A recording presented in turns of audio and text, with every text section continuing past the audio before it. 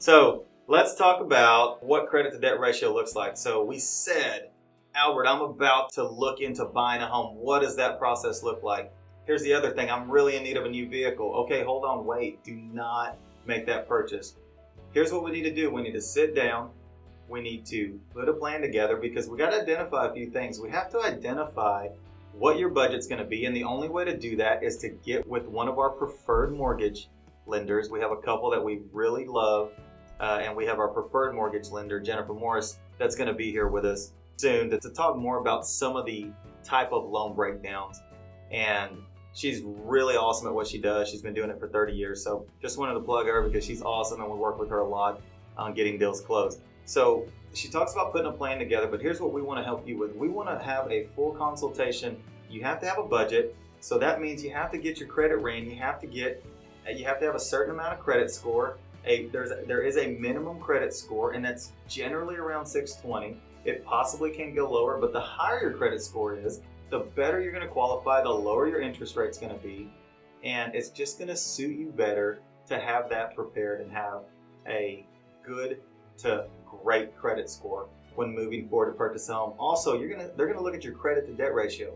So they're going to pull your full credit, look at your full credit history. What you have to work on is, do I have any outstanding debt that I can pay down? And the number one thing that's not only going to help your credit to debt ratio, but it's going to boost your credit score is generally just paying credit cards down, knocking down the amount of credit cards. And that's generally under the 50% mark with the capacity usage for your credit card.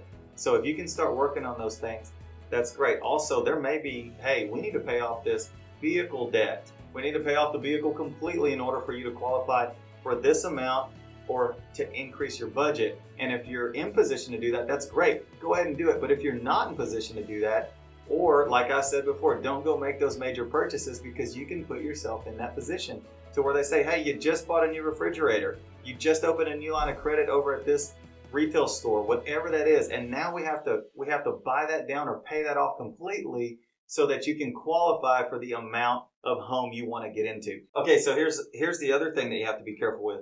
Credit Karma is an okay tool to be using just to kind of have a thermometer on your credit, but it's almost similar to Zillow. What Zillow compares to on our MLS. So when a licensed realtor looks at MLS, it's up-to-date data. We know exactly when a home sold to the minute. We can run a comparative market analysis and look at what your actual home is worth. When Zillow says, hey, here's a Zestimate, that's generally not accurate. It's a lot of times way too high. And oftentimes it is way low. So it doesn't give you a clear indication of what you should list your home for. Or on the buying side, what should we go in at? Because here's what homes are selling for. And that's where we come into play. We're professionals.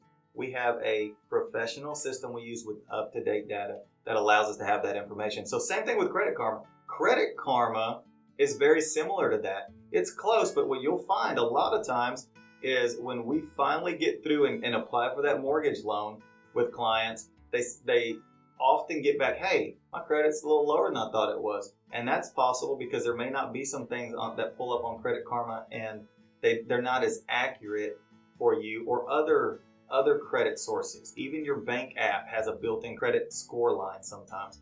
That's not always accurate.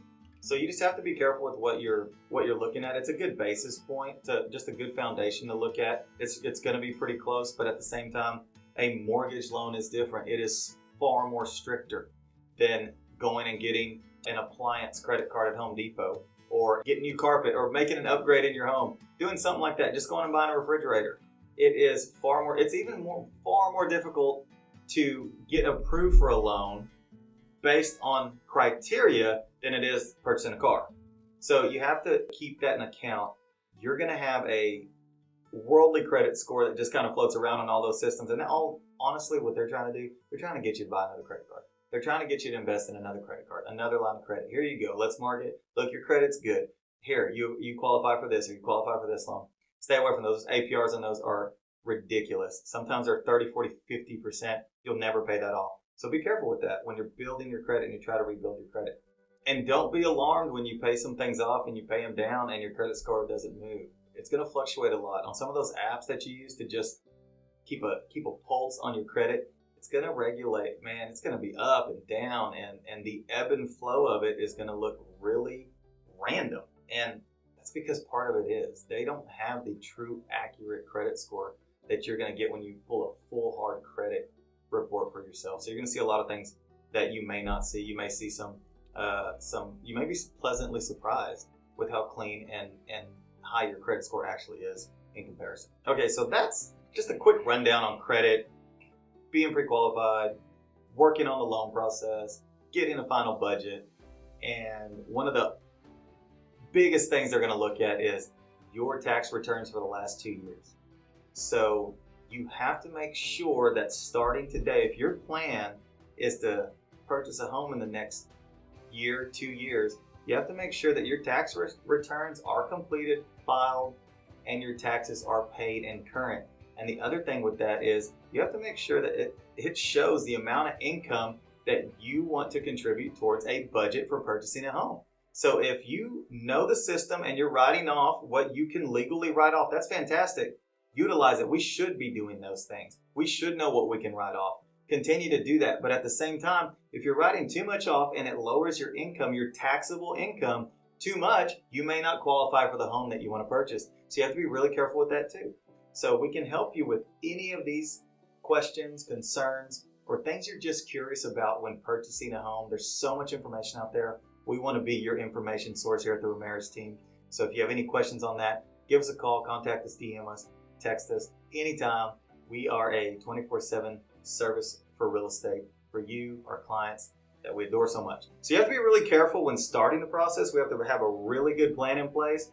When we sit down and talk about what this journey is going to look like, we're going to make sure your plan starts with being financially sound so that you can make the most aggressive offer on a property and we can stand out. Also, what that looks like moving forward. What are all the steps to getting you to closing? Because there's going to be a lot of documentation that they're going to ask for. They are going to ask for your personal documentations, of course, IDs, Social Security, things like that, but they're going to want bank statements. They're going to want to look at your history on your payments and banking and make sure that the funds you say are there are really there. So there's a lot of little things that go into the buying process. We want to make sure we sit down and you understand it clearly, because it can be an intimidating process, but we don't want that for you. We want to make sure that you are confident and you understand every detail to get to every step of the process comfortably so that you can make the best decisions for you and your family in moving forward and purchasing a home. So we're really here to make sure that you understand all that and that you have someone holding your hand the entire way from getting pre-approved to contract to title work to mortgage lending to closing table, every step of the way. We are here to help you. We're here to serve all your real estate needs. And if you're looking for more information on that, you can just contact us and we'd love to sit down and set up a consultation with you. We're the Ramirez team. I'm Albert Ramirez, and we're here to serve all your real estate needs.